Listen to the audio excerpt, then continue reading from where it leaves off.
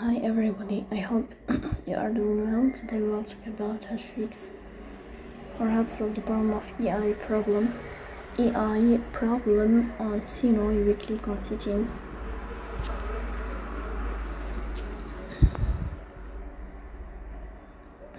In this page, you will click on apps, default apps, app settings.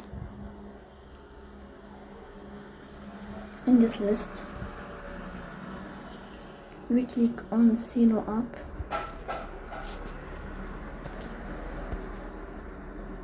Here we click on first stop and you will click OK. Then we click on storage. In this page of storage, we click on clear cache. In the end, you will turn off your phone and you will restart your phone again to fix that problem.